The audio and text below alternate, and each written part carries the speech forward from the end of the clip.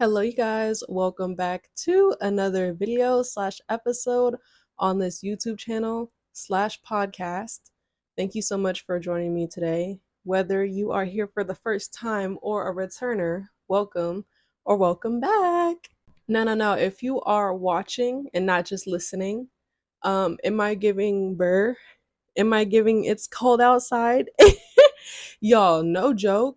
No joke. I don't know where you guys live, but here in Cali, it is giving it's cold outside. I be freezing my off at work because half of my shift is outside. And I'm literally freezing my house like it was just raining. Anyways, everything is necessary is what I'm trying to say. You know what I'm saying? I just had an early Thanksgiving with my family. I don't really know what I'm doing for actual Thanksgiving, but it felt Thanksgiving-y. So I feel like that's past. And now we could turn into the baby, it's cold. Okay. Anyways, y'all, rant over.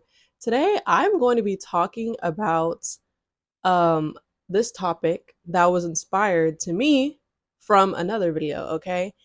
Um the other day I was on Instagram, this reel popped up. If you follow me on Instagram, which you should, I reposted it because it hit different. No scissor. It was basically a girl like acting like she was talking to herself, but like two different versions of herself. Y'all know those type of TikTok videos where she was like, I feel triggered in this relationship, in this situation. That means it's toxic. That means it's not good. That means all these things. And the other person is like, well, no, just because you feel triggered, that doesn't mean this is the same thing as your past. That doesn't mean it's the past repeating itself. That doesn't necessarily mean all these things. It can mean this. And it was a super short video, but it really just hit because I feel like a lot of people be feeling that way. That like, okay, just because I'm triggered or this is similar, or I have a slight similar feeling to when I did when I was in this, run. Okay? It's called self-sabotage, baby. And I've been there over this past year and a half of healing. Trust me, I have. But the video basically just broke down how it's like, girl, relax. Just because you feel triggered doesn't necessarily mean it's all these bad things. Feeling triggered can kind of be something positive, question mark. It just really hit and resonated. And I feel like a lot of people can relate to this feeling. So I'm going to go ahead and get into it. And I might just put that real TikTok in this video so y'all can see exactly what I'm talking about. If you're watching, here we go.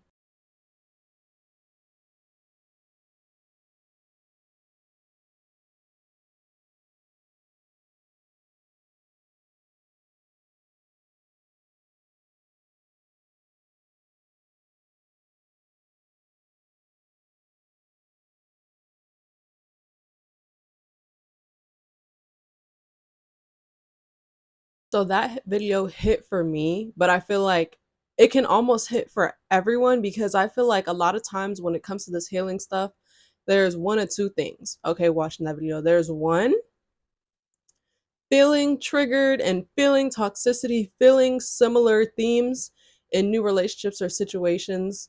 For some people, that can be like, oof, it can upset them, but it's like they're just going to go through the cycle again and again and stay until they can't anymore because chaos is comfortable.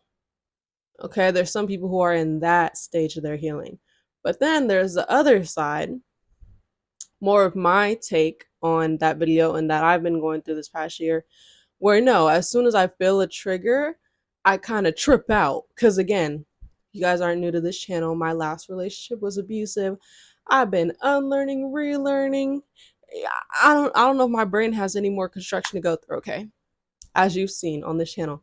Um, and I'm at that point where I'm just like I refuse to get stuck in a situation like that. I refuse to feel any of the similar feelings that I felt when I was in abuse. I refuse, and I'm ready to cut someone off, which I don't think is necessarily a bad thing. So if you're quick to cut them off like me, I don't think that's a bad thing. But I think again there's balance, because what I always talk about is it's really hard to find the balance between like, is this just a trigger and is this something to talk about, or is this really something where it's like, no, yeah, you need to go, you know? And that finding that balance has been so hard because again, it's literally stuck in a hard place. It's like, is this self-sabotage or is this protection? Self-sabotage, protection. Self-sabotage, protection. Like, girl, you tell me. And according to my track record over this past year, dipping my toes, like since 2024 is when I really dipped my toes back into dating. It shows that it was girl run. They're not it. It's not just triggering and just something you need to talk about. It's someone who's going to continuously trigger you and not change and not have the conversations. Okay. It was definitely that. But having that, cut them off, finding the balance was right because now the news is out, y'all. Just kidding. I'm in a relationship. If you guys follow me on Instagram or TikTok, you already saw my launch. I'm in a relationship for the first time since May 2023, y'all. And it feels even longer because I was long distance. And at the time of my breakup, I hadn't seen my partner in like 2 months, even though we're still dating. I'm not trying to, but it's just like, y'all, it's been so long. And in this past year, if you kept up with my videos too, I haven't even gotten close. I haven't even gotten close to a relationship. And that would be my main frustration because I would just be like, girls, like, why do all these other girls get to have fun and have these stories and go on these extravagant dates and have some fun lore that is just so like, even if it don't work out, it's just some fun lore that they could talk about and not attached to it and all that. I'm like, why do all these other girls get to like date for real? Like for real. Because my dating, this whole time I've been talking about y'all, before my man that I'm with now, over the course of the year and a half when I was single, I only actually went on dates with 2 people. And they were very spaced out too. It was like a year apart. Okay, so I was not really dating. It was giving internet. It was giving iCarly. And I would just be like, this is so not fair. Like, why can I only get 1 week talking stages where we FaceTime and it seems all great and then and then that's it. I never actually make it on a date. It never actually has purpose. It's never reciprocated. And I always thought, if you watch my videos in those times, that I was just like, I always thought, as frustrating as it is, I was like, is this how it's meant to be? Because am I being protected to not get too close or not actually get in proximity with these people? Because they don't deserve me. They don't deserve that privilege. It's not meant to get that far. It's just meant to teach me something little, which I have. I've learned so much in dating, y'all. So much. Internet dating, I'm saying. In internet. Because I don't know about y'all. Can any other Scorpios relate? Or just like, because I don't know if it's just a thing. Other empathetic people in general.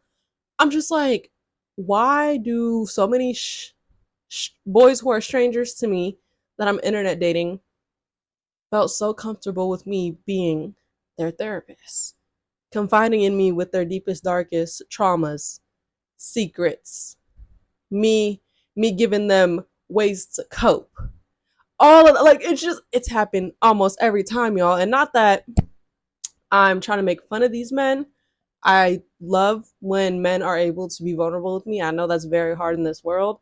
I'm never here to use that against them or anything like that. But it always just confused me. I'd be like, why do people who barely know me? Well, like it would confuse me, but it would also honor me. That I'm like, wow, like I make people feel so comfortable. But then it got to the point where I'm like, but why are you so comfortable and I'm being your therapist? But the first time I'm upset about something, they're like, oh, bitch, you're tripping. I like your free therapy though, but don't come at me with anything other than your happy, funny personality. Any other real stuff, keep it away. Keep it away. I just want free therapy. I literally felt like that's what I was going through. And I can see now why they lasted very short. Again, because like it was kind of like repetitive. But again, I would also be frustrated to just be like, well, why can't I just make it on a date or have just some fun? And it's just like because I wasn't meant to, y'all.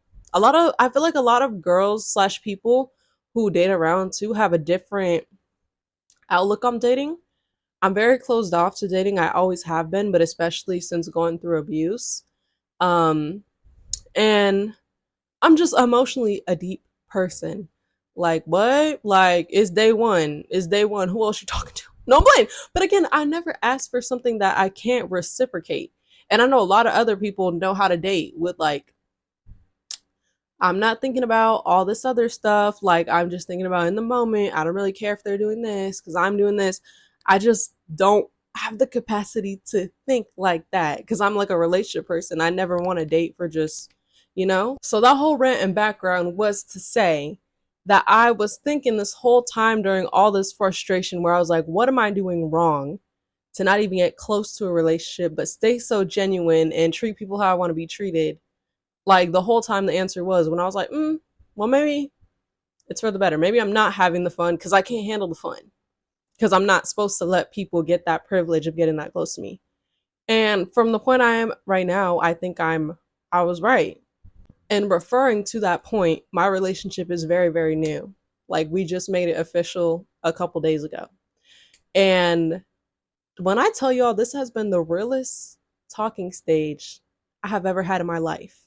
And I mean it, okay? Because like I said, I always felt like I was talking to guys and I was seeing them for their inner child and being their free therapists and offering ways to cope and all this stuff.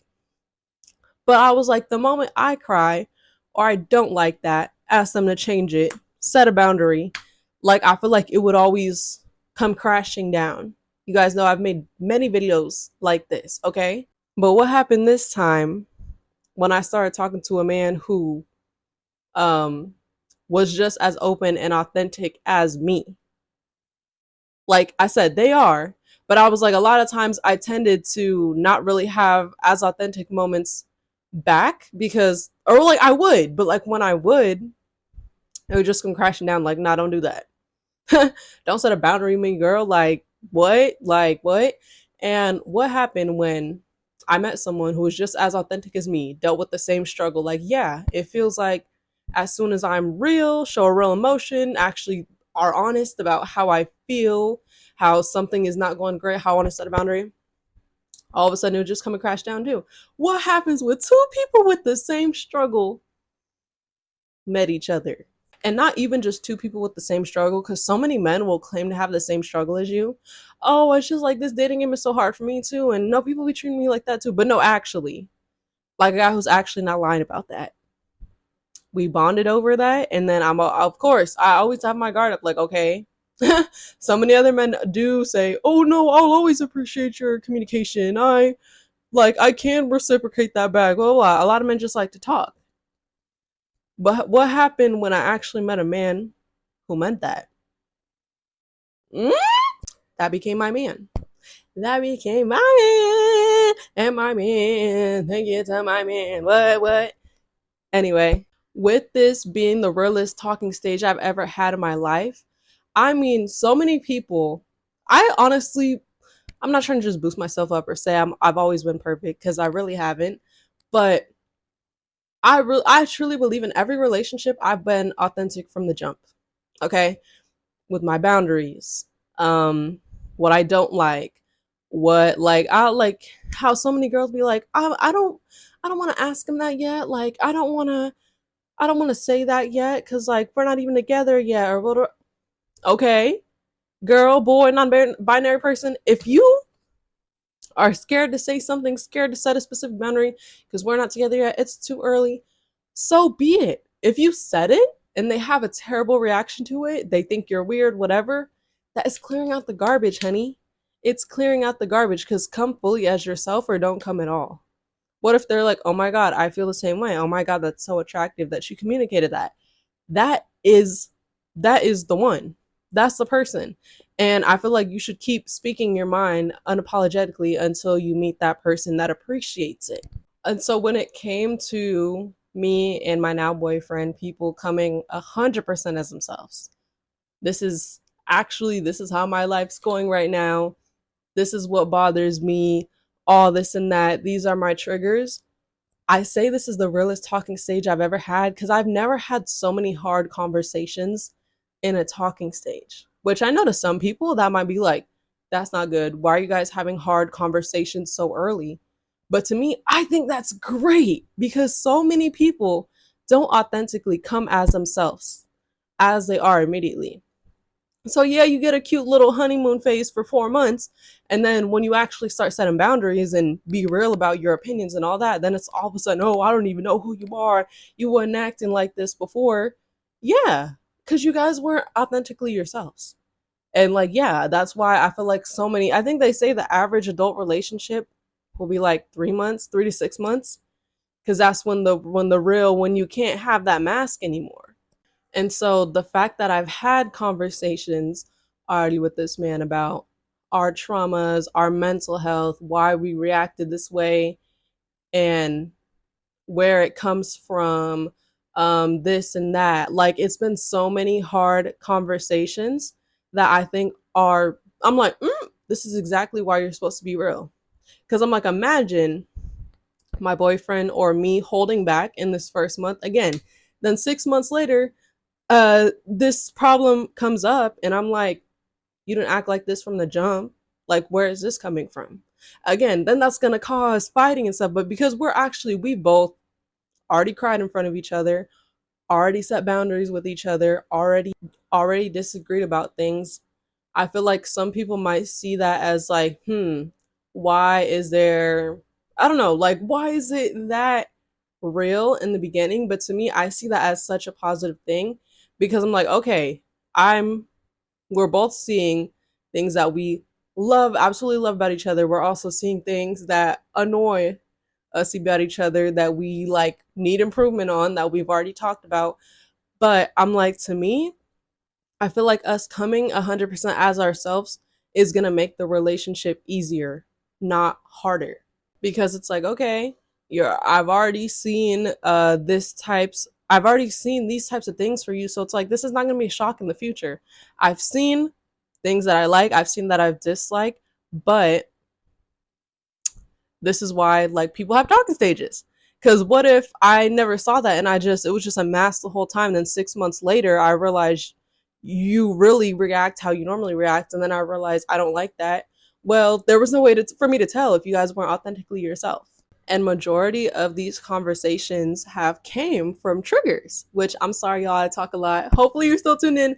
The point of the video is that a lot of these hard conversations about like how we are and why we are have been from triggers.